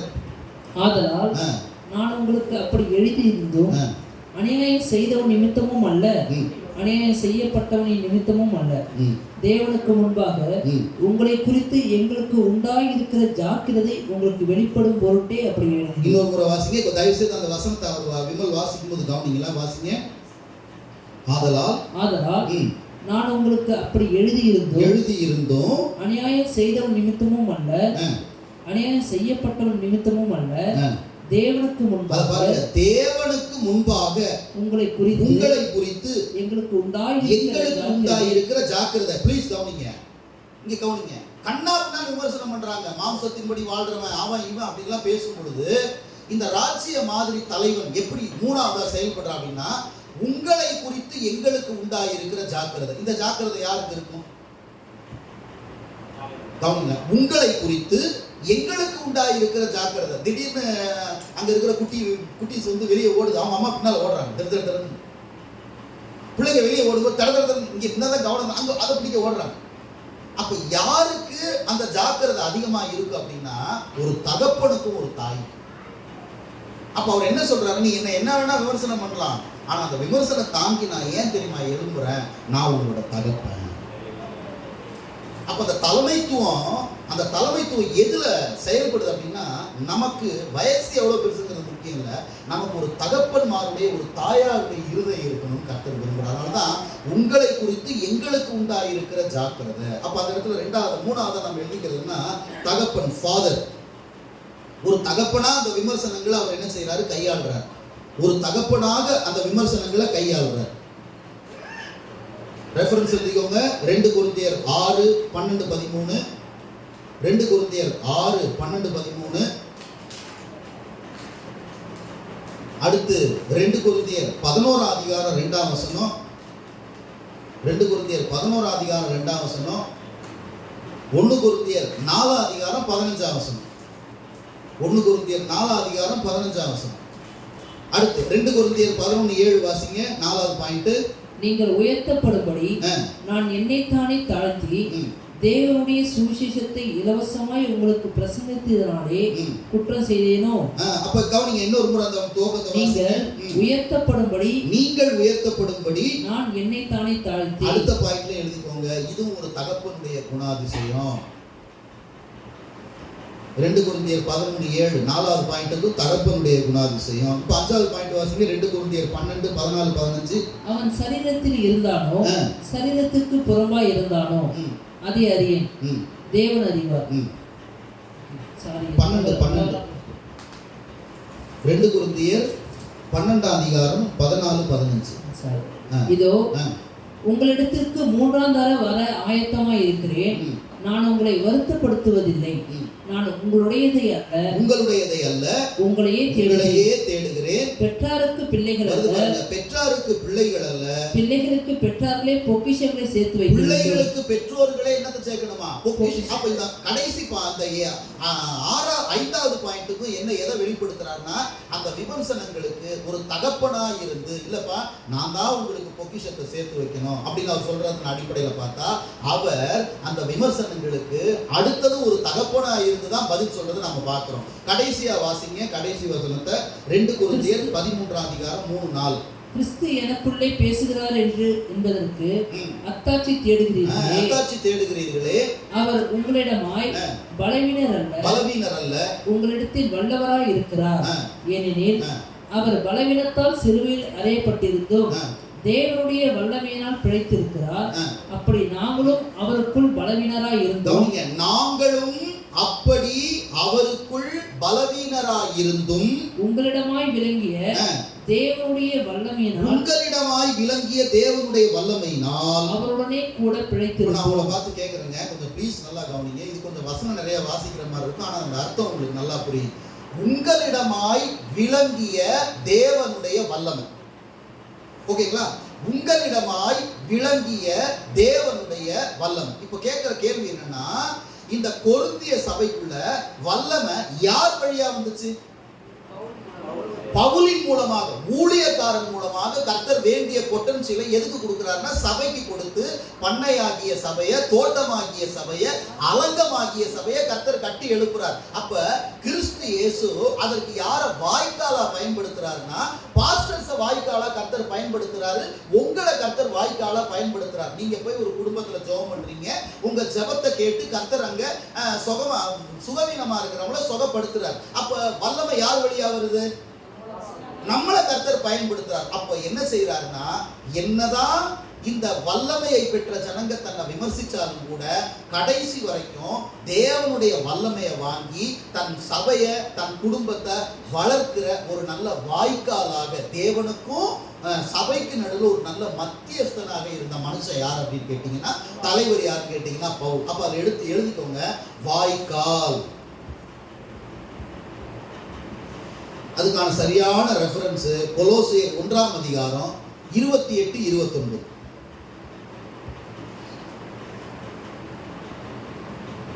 கொலோசியர் 1ஆம் அதிகாரம் 28-29. ஸோ இதெல்லாம் நீங்கள் கொஞ்சம் புரிஞ்சுக்க முயற்சி பண்ணணும். அதே நேரத்தில் ஒரு தாழ்மையான வேண்டுகோள் என்னென்னா, இங்கே நீங்கள் படிக்கிற இந்த விஷயங்களை வந்து நீங்கள் எழுதுறீங்க பார்த்தீங்கன்னா, அதெல்லாம் போய் வீட்டில் கொஞ்சம் ரிமைண்ட் பண்ணி நீங்கள் பார்த்தீங்கன்னா தான் உங்களுக்கு வந்து அந்த கண்டினியூட்டி கிடைக்கும். போன பாடத்தில் என்ன படித்தோம், இன்றைக்கி என்ன படித்தோம், இதெல்லாம் புரிஞ்சுக்க நீங்கள் முயற்சி பண்ணும்போது தான் உங்களுக்குள்ள அது வந்து ஒரு இப்போ நான் சொல்கிறதெல்லாம் உங்களுக்கு நாலேஜ், அடுத்து இது உங்களுக்கு இந்த நாலேஜ் வந்து ஞானமாக மாறணும்னா அதை நீங்கள் புரிஞ்சுக்க முயற்சி பண்ணணும். அறிவு என்னவா மாறணுமா? ஞானமா மாறணுமா? ஞானமாய் மாறாத பட்சத்தில் அது நமக்கு உபயோகமே கிடையாது. எல்லாரும் நாலேஜ் வாங்கிக்கிறாங்க. இப்போ நான் பேசுறது உங்களுக்கு நாலேஜ், மற்றவங்க எனக்கு பேசுறது நாலேஜாவே இருந்துடக்கூடாது. அது ஞானமா மாறணும் அப்படின்னா புரிஞ்சிக்க முயற்சி பண்ணணும். புரிஞ்சிக்க முயற்சி பண்ணும்போது தான் அது நமக்கு ஆசீர்வாதமா இருக்கும். அதனால தயவு செய்து இந்த ரெஃபரன்ஸ் எல்லாம் நீங்க வீட்டில் போய் படிக்கும்படி உங்களுடைய அன்போடு கூட நான் கேட்டுக்கொள்ளுகிறேன். அடுத்ததுங்க, நம்ம பவுலின் சிந்தை அந்த டாபிக்கு வாங்க. அதே சப்ஜெக்ட்ல பவுலின் சிந்தை தேவ ராஜ்யத்திற்கு ஏற்றதா இருக்க காரணம் வாசிங்க, கிறிஸ்துதான். அவருடைய அழைப்பிற்கு, அதாவது பவுலுடைய அழைப்பிற்கு, குணாதிசயத்திற்கு, திறமைக்கு, சமுதாயத்திற்கு வேறாக இருந்தார் என்பதற்கான ஆதாரங்கள். நல்லா கவனிக்கிறீங்களா? இப்போ நல்லா புரிஞ்சுக்கோங்க, ப்ளீஸ் நல்லா புரிஞ்சுக்கோங்க. ஒரு நன்மை செய்தார் இயேசு, அதற்காக அவர் பாராட்டப்படல, விமர்சிக்கப்பட்டார். அந்த தவறான சிந்தைக்கு என்ன காரணம்? நியாயப்பிரமாணம் என்கிற தவறான வேர். இப்ப இதுல இருந்து தான் நம்ம அப்படி வந்துட்டு இருக்கிறோம். அப்ப இதை எப்படி நம்ம புரிஞ்சுக்க முயற்சி பண்றோம்னா, இயேசுவை பார்த்து பேசப்பட்ட இந்த விமர்சனங்கள் அவர் எப்படி கையாண்டாரு, கையாளுகிறதின் அடிப்படையில தான் நான் எந்த மாடலை பின்பற்றுகிறேன் அப்படிங்கிறத நான் புரிஞ்சுக்கிறேன். அதற்கு உதாரணமா இவ்வளவு நேரம் நாம கொரிந்திய சபையினுடைய விமர்சனங்களுக்கு பவுல் எப்படி எதிர்வினை ஆற்றினார் என்பதை குறித்து இந்த 6 குறிப்புகள்ல நாம பார்த்தோம். ஓகேங்களா? அப்ப நாம ஃபைனலைஸ் பண்றோம் என்னன்னா, இவ்வளோ விஷயங்களை சகித்து பொறுத்து வாய்க்காலாக தகப்பனாக உடன் வேலையாளாக உங்கள நான் ஒருத்தன் இணைச்சிக்கிறதுக்கு காரணம் என்னன்னா, கிறிஸ்து ஒரு மனிதனுக்குள் இல்லாவிட்டால் இது சாத்தியமல்ல. எத்தனை பேர் என் கூட கை உயர்த்தி ஆமான்னு ஒத்துக்கிறீங்க? நம்மளால எல்லாம் முடியாது. பேசுற வார்த்தைக்கெல்லாம் நம்மளால பார்த்தீங்கன்னா காதுல அனிமேஷன் பண்ணா புகை வந்துடும். வருமா வராதுங்க? அனிமேஷன் பண்ணி ஏஐல போட்டு எடுத்தோம்னா 2 காதுலையும் புகை வர்ற மாதிரி ஆயிடும். என்ன செய்யற? அடக்கிட்டு ஊழியக்காரனா இருக்கேன். ஒருத்தர் அப்படிதான் சொன்னார், வேற வழி இல்லை பாஸ்கர், நைட் பிரேயர் வருவார். நம்ம பாஸ்க்கு தெரியும், பொங்கல் வந்து வருவார்.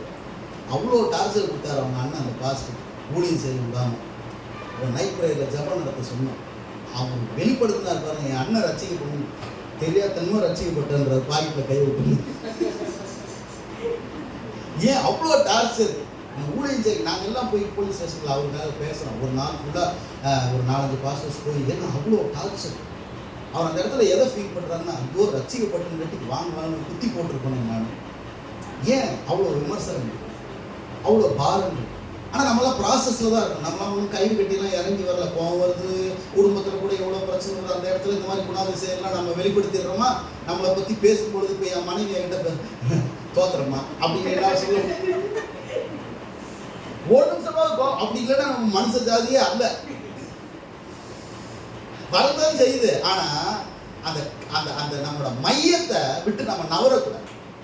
பவுல் அப்படி வாழ்ந்துருக்கிறார். ஏன்னா நம்ம சொல்லக்கூடாதுல்ல, சாட்சி யாரு அப்படின்னு நம்ம சொல்ல முடியாதுல்ல. பவுல் அப்படி வாழ்ந்துருக்கிறார். ஓகேங்களா? ரைட். அப்போ இதுல இருந்து நம்ம தெரிஞ்சுக்கிறது என்னன்னா, பவுலுடைய ஊழியத்திற்கு மையமா இருந்தது யாரு? கிறிஸ்து. இப்போ அந்த 2 வசனங்களை வாசிங்க. நான் கிறிஸ்துவை பின்பற்றுகிறது போல, நான் கிறிஸ்துவை பின்பற்றுகிறது போல நீங்கள் என்னை பின்பற்றுவர்களாய் இருங்கள். அவர் எதை வாசிக்கிறார்னா 1 கொரிந்தியர் 11 அதிகாரம் 1ஆம் வசனத்தை வாசிக்கிறார். திரும்ப வாசிங்க. நான் கிறிஸ்துவை பின்பற்றுகிறது போல. ஒட்டுமொத்த பைபிள்லையும் ப்ளீஸ் கவனிங்க, புதிய ஏற்பாட்டுல இந்த ஸ்டேட்மெண்ட்டை வேற எந்த அப்போஸ்தலனும் சொல்லவே இல்லை. கவனிங்க, இயேசுவோடு கூட வாழ்ந்த எந்த ஒரு அப்போஸ்தலனோ இந்த ஸ்டேட்மெண்ட்டை சொல்லல. எல்லாரும் கிறிஸ்துவை பின்பற்றுங்கள் அப்படின்னு சொன்னாங்க. ஆனா இவர் ஒருத்தர் தான் இந்த இடத்துல நான் கிறிஸ்துவை பின்பற்றுகிறது போல நீங்க யாரை பின்பற்றுங்க? என்ன பின்பற்றுங்க? அப்ப எப்படி இதை வந்து கர்த்தர் வந்து ஏத்துக்கிட்டு பைபிளை எழுத இடம் கொடுத்தாரு? கொஞ்சம் யோசிச்சு பாருங்க. எப்படி இடம் கொடுத்தாரு? நான் சொல்ல முடியுமா, நான் கிறிஸ்துவை பின்பற்றுகிறது போல நீங்கள் எல்லாரும் என்னை பின்பற்றுங்கன்னா என்ன ஓட விட்டு 1.5 ஜல்லியில் அடிப்பீங்களா, அடிக்க மாட்டீங்களா? ஏயா பலிபீடத்துல ஏறினா ஒரு மாதிரி இருக்க, கீழே இறங்கினா ஒரு மாதிரி இருக்க, அப்படி நீங்க சொல்லுவீங்களா சொல்ல மாட்டீங்களா? ஆனா இவர் சொன்ன இந்த வார்த்தைக்கு வந்து ஒருத்தர் எடுத்து பேசல. ஏப்பா நான் இயேசுவை பின்பற்றுகிறது போல நீங்க எல்லாம் என்ன ஃபாலோ பண்ணுங்க. அப்ப கர்த்தரை அக்ரி பண்ணி பைபிள்ல கொடுத்துருக்கிறவரை யாருமே சொல்லல. அதனால தான் சொல்றோம், இவரோட மையம், இவரோட தலைமைத்துவத்துக்கான வேறு இயேசு மட்டும்தான். அல்லேலூயா. அழைப்பு, திறமை, அடுத்தது என்னங்க? குணாதிசயம், சமுதாயம். இந்த 4க்கும் மையமா இருந்தது என்ன அப்படின்னா, ஒரு இஸ்ரவேல் சமுதாயத்தை மாத்திரமல்ல, புறஜாதிகளுக்கு அப்போஸ்தலனா இருந்து அநேக சபைகளை ஸ்தாபித்து நரகமும் அவன் பேரை கேட்டால் நடுங்கும் என்கிற ஒரு சாட்சிய பிசாசு சொல்லுச்சு பவுலை பத்தி. ஏய் எனக்கு இயேசுவையும் தெரியும் பவுலையும் தெரியும், நீ யாரா சொல்லுச்சா இல்லைங்களா பிசாசு? அந்த அளவுக்கு நரகத்துக்கு தலைவலியா இருந்த ஒரு மனுஷன் யாருன்னா அப்போஸ்தலனாகிய பவுல். அப்ப யார் இந்த ஊழியத்துக்கு மையமா இருந்தா அப்படின்னா இயேசு கிறிஸ்துவை தவிர யாருமே இருக்க முடியாது. அப்படி இருந்தா மட்டும்தான் இப்படிப்பட்ட விமர்சனங்களை ஒரு மனுஷனால என்ன செய்ய முடியும்? கையாள முடியும். அடுத்தது நம்ம பார்த்து நம்ம முடிக்கலாம் இன்னும் ஒரு சில நிமிஷத்துல. மாம்சம் ஆவிக்கு விரோதமாகும். அதை விட்டுருங்க. இப்ப நம்ம அந்த ரெஃபரன்ஸ் எல்லாம் நான் வீட்டுல போய் வாசிங்க. இப்ப சிந்தையை உரசி பார்க்கிற உரைக்கல். உரைக்கல்னா என்னதுங்க? உரைக்கல் அதான் உரசி பார்க்கறது. கொண்டு போய் கவரிங்க கொடுத்தா தங்க பார்த்து தேய்க்கிறார், சேட்டு தேய்ச்சி பார்த்து கண்டுபிடிக்கிறார். இதை உரசி பார்க்கறது. அது மாதிரி இந்த சிந்தைய உரசி பார்க்கிற ஒரு உரைக்கல். அப்படின்னா என்ன அப்படின்னு பார்த்தீங்கன்னா அந்த வசனத்தை வாசிங்க. 2 கொரிந்தியர் 2ஆம் அதிகாரத்தினுடைய 5ஆம் அதிகாரத்தினுடைய 14ஆம் வசனம். கிறிஸ்துவினுடைய அன்பு, இதாங்க கிறிஸ்துவினுடைய அன்பு எங்களை நெருக்கி ஏவுகிறது. கைகளை உயர்த்தி கர்த்தரை ஸ்தோத்திரம் பண்ணலாங்களா? இந்த ஊழியத்தை செய்ய அப்படின்னு என்னை துரத்துறது யாரு அப்படின்னா, கவனிக்கிறீங்களா? யாரும் ஒரு நபர் இல்லை. எனக்கு இங்க இருக்கிற உங்ககிட்ட யார் பேசுகிற வருத்தம் இருக்கும், கோபம் இருக்கும். திடீர்னு எனக்கு பாஸ்டர் மேல கோபம் வந்துடும், எனக்கு வருத்தம். நான் தான் எல்லாத்தையும் வெளிப்படையாக தான் பேசுறேன். எல்லாருக்கும் வருத்தம் வந்துடும். நான் இங்க ஊழியத்துக்கு போக மாட்டேன். என் மனைவிக்கு எனக்கும் ஏதோ ஒரு சின்ன வருஷம், நான் போக மாட்டேன் இந்த ஊழியத்துக்கு. கவனிக்கிறீங்களா? என்ன பாடி என்ன விமர்சனங்கள் சொன்னது நிறைய பேர் கரவரங்கிறதுக்கு காரணம் என்ன? எல்லாருமே பலவீனர்கள் தான். ஆனா ப்ராசஸ்க்குள்ள இருக்கிறோங்கிற சிந்தை எப்பயும் இருக்கணும்.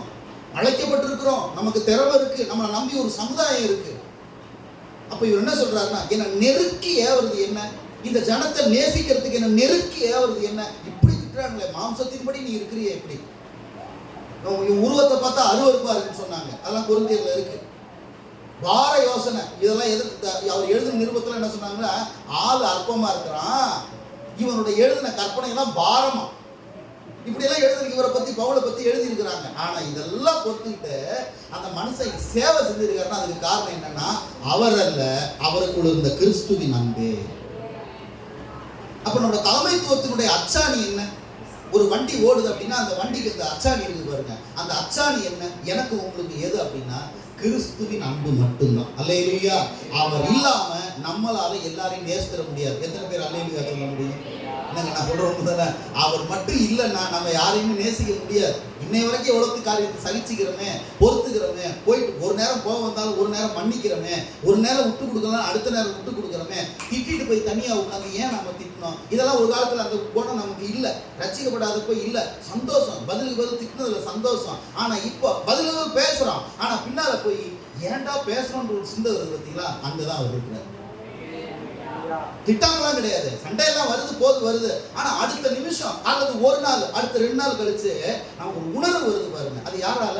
ஆவியான. அதாங்க கிறிஸ்துவின் அன்பு. அதான் கிறிஸ்துவின் அன்பு. இந்த அச்சாணி மாத்திரம் நம்மளோட தலைமைத்துவத்திலிருந்து பிடுங்கப்பட்டுருச்சு அப்படின்னா தலைமைத்துவம் என்கிற வண்டி என்னைக்கோ சாஞ்சு போகும். அதை கடைசி வரைக்கும் பவுல் தான் குடும்பத்துல இழக்கல, அதாவது தன் உறவுகளில் இழக்கல, எல்லா இடங்களையும் விமர்சனங்களை தாங்கி அவர் எழும்பி அவர் எல்லாரையும் உருவாக்கினார். இந்த குணத்தை தாங்க இன்னைக்கு எல்லா கிறிஸ்தவ தலைவர்களிடத்திலும் என்னிடத்தில் நம்மிடத்தில் ஆண்டு எதிர்வார். ஏன்னா நெருக்கி ஏவது எது? அவரோட அன்பு தான். ஏன்னா நெருக்கி ஏவது எது? அவங்க பணம் கொடுப்பாங்கன்னு நான் ஓடலை, அவங்க உதவி செய்வாங்கன்னு நான் ஓடலை, அவங்க அதை செய்வாங்கன்னு நான் ஓடலை. அது தவறும் கிடையாது. ஆனா அதே நேரத்தில் என்னை நெருக்கி ஒரு நேரம், ஆண்டவரே என் தேவையெல்லாம் சந்திக்கப்படலை, ஆண்டவரே என் குடும்பம் ஆசீர்வதிக்கப்படலை, ஆண்டவரே எனக்கு எந்த நன்மை நடக்கலன்னு சொல்லி நம்ம புலம்பலாம், உட்கார்ந்துடலாம், நிறைய இருக்கணும். ஆனா அடுத்த நிமிஷம் பார்த்தீங்கன்னா டக்குன்னு ஒரு ஃபோன் வரும். டக்குன்னு வந்தோடனே அந்த அந்த அந்த ஒரு உற்சாகம் பலன் எங்க இருந்தா வருது தெரியல. டக்குன்னு பைபிள் எடுத்து படிக்கிற சோத்திரம். அதான் அழைப்பு. மடங்கி படுத்தவனே எந்திரி வைக்கிறது பணம் இல்லை, அழைப்பு. என் வாழ்க்கையில் நிறைய சொல்லுவேன். நான் அதிகமாக சண்டை போட்டது ஆண்டவர்கிட்ட மட்டும்தான். உண்மைக்கு இன்னைக்கு சொல்ற சாட்சி, அதிகமாக சண்டை போட்டது ஆண்டவர்கிட்ட மட்டும்தான். மடங்கி படுத்துருவேன், முடியாதுன்னு முரட்டாட்டம் பண்ணுவேன். ஒரு முறை பைபிளே கிழிச்சிருவேன். இல்லையா? வெளிப்படையாக சொல்றது ரெக்கார்டு வேற போட்டார்.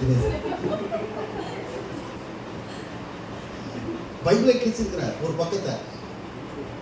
போவோம் என்ன ஒன்றும் இல்லை, படுத்துனே இருப்பேன். திடீர்னு போகணும், வேணும்னே அந்த நேரத்துக்கு தான் போகணும். அதுக்கப்புறம் அந்த உற்சாகம், அந்த பேலன் 1:30 மணிக்கு எழுந்திரிச்சு ட்ரெயின் பிடிக்க ஓடும், 1:30 மணிக்கு எழுந்திரிச்சு அப்புறம் ட்ரெயினில் இவ்வளோ நேரம் போட்டு சண்டை போட்டு கிடந்து போயிட்டு, அதுக்கு பேர் தான் அழைப்பு. அழைப்பு இருக்கிற அவன் கரை ஒதுங்க மாட்டான். அவன் எந்த அகல பாதாளத்தில் விழுந்தாலும் அந்த அழைப்பு அவனை தூக்கிட்டு வரும்.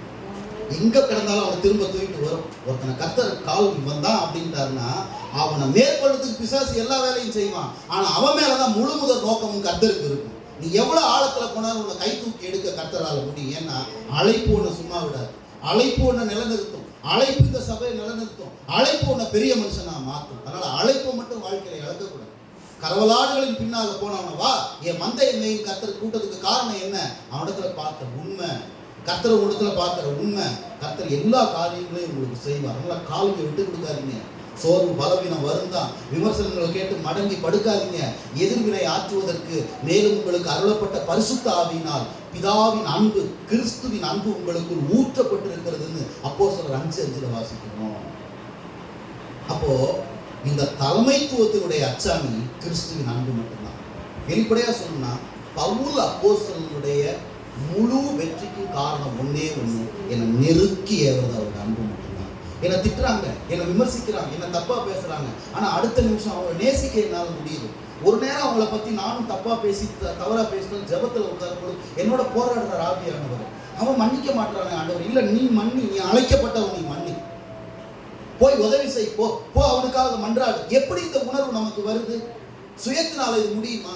ரட்சிக்கப்படாததுக்கு முன்னால் இந்த தாட் எனக்கு வந்துச்சா? இல்லை. நல்லா யோசித்து பார்க்கும் பொழுது எவ்வளோ கர்த்தர் நம்மளை அருமையாக நடத்திட்டு இருக்கிறார் ஒவ்வொரு நாளும். நீங்கள் நினைக்கிறீங்க உங்களோட பாடு பிரயாசம் பலனெல்லாம் யாரோ ஒருத்தரை வாழ வச்சிருக்குங்கிறத ஒரு நாள் மறந்துடாது. நம்ம சபை கைவிடப்பட்ட சபை கிடையாது. நமக்காக ஒரு மகிமையான ஃபியூச்சரை கர்த்தர் வச்சிருக்கிறார். அல்லேலூயா. எல்லாம் நிறைவேறி தீரும் காலம் வந்திருக்கு. கர்த்தர் கட்டாயம் அந்த காரியத்தை செய்வார். ஒரு அன்பு பாஸ்டர் ஜாஸ்வா எஸ்டோர் சொல்லுவாங்க, நம்ம வாய்ப்புக்காக காத்திருக்கிறவங்க கிடையாது, தருணத்திற்காக காத்திருக்கிறவங்க. நமக்கான ஒரு சீசன் இருக்கு. அந்த சீசன்ல நாம் எழுப்பி செயல்படுவோம். கைகளை உயர்த்தி கர்த்தரை ஸ்தோத்திரம் பண்ணலாமா? ரைட். இதில் ஒரே ஒரு காரியத்தை சொல்லி நான் முடிக்கிறேன். பதவியை பற்றின அந்த 7 சிந்தைக்கு நம்ம கொண்டு வந்துருக்கோம். எப்படி இன்னும் ஒரு 10 நிமிஷம் எடுத்துக்கலாமா பாஸ்டர்?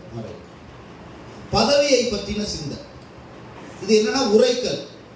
ஓகேங்களா? இது நீங்கள் வீட்டில் போய் ஒன்று மாத்திரம் நம்ம படிச்சுட்டு மீதெல்லாம் வீட்டில் படித்து நீங்கள் அடுத்த முறை எனக்கு சொல்லுங்கள். பதவியை பற்றின சிந்தை இதை மார்க் 9:34-37 வரைக்கும் சீக்கிரம் வாசிங்க.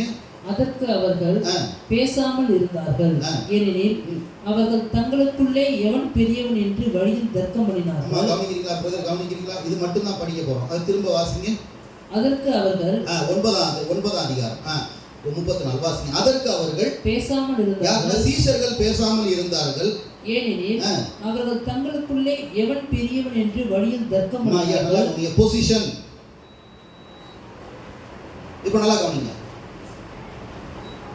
பதவியை விரும்புறவங்க கிட்ட, பதவி மட்டும்தான் உயிர் அப்படின்னு நம்புறவங்க கிட்ட, அந்த பதவி இருந்தாதான் நான் என்னோட ஐடென்டிஃபிகேஷனே இந்த சீட்டு தான் அப்படின்னு ஒருத்தர் நினைக்கிறாங்கன்னா அவங்ககிட்ட அன்பு இருக்க வாய்ப்பே இல்லை. எத்தனை பேர் விசுவாசிக்கிறீங்க?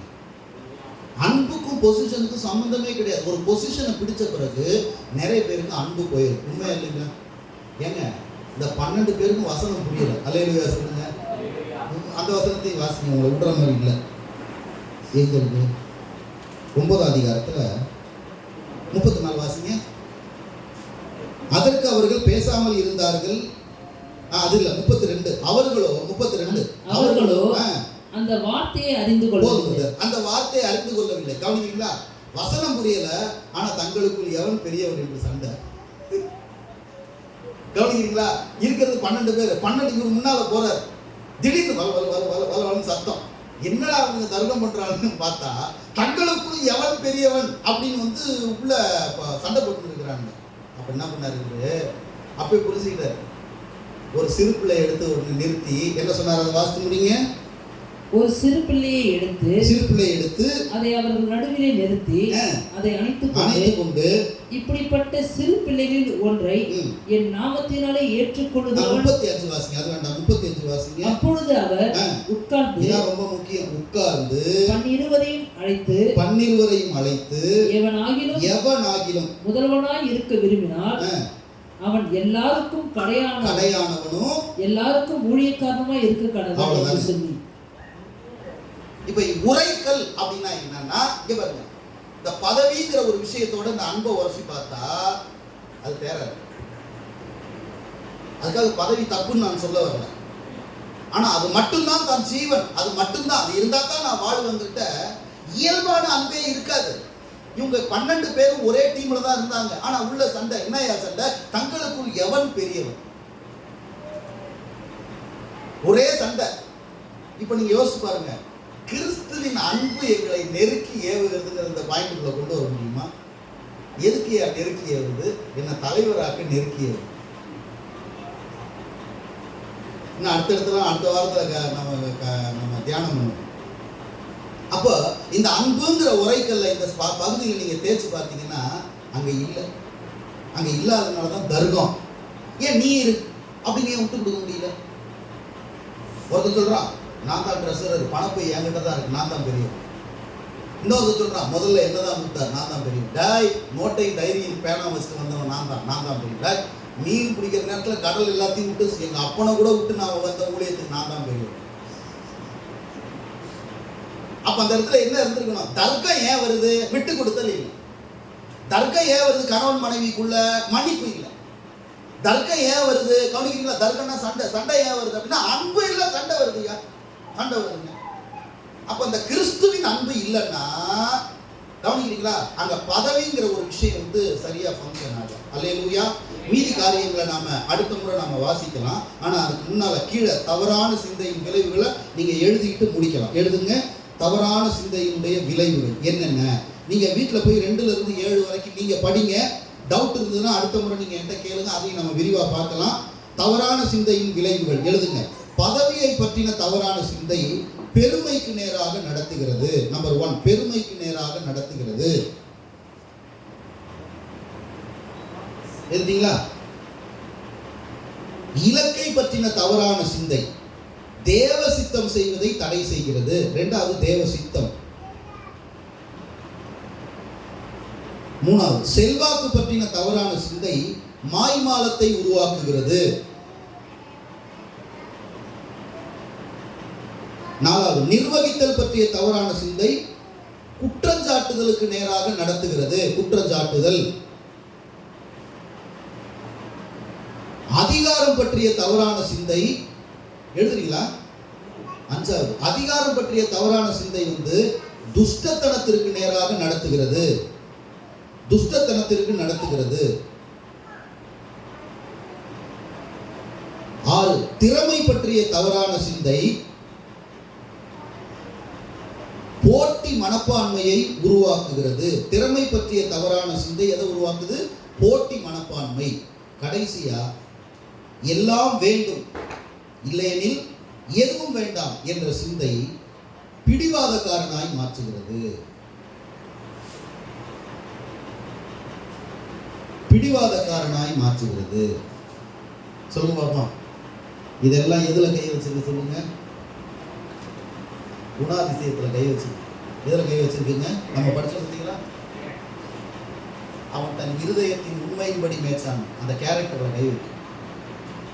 ஆகையினால அடுத்த வாரத்தில் நம்ம தொடர்வோம். கர்த்தர் நமக்கு கிருபை தருவார். இன்னைக்கு நாம பார்த்த விஷயம் இந்த வேர்களுடைய ஆழத்தை குறித்து நாம சில விஷயங்களை பார்த்தோம். கர்த்தர் நம்மை தொடர்ந்து நடத்துவாராக. தொடர்ந்து நீங்க கொடுத்த அந்த ரெஃபரன்ஸ் எல்லாம் தயவாக படிங்க, புரிஞ்சுக்க முயற்சி பண்ணுங்க. அதோடு கூட டவுட் இருந்ததுன்னா நீங்க அடுத்த முறை இந்த வகுப்புல கேளுங்க. நம்ம இணைந்து படிப்போம். பாஸ் இருக்காங்க.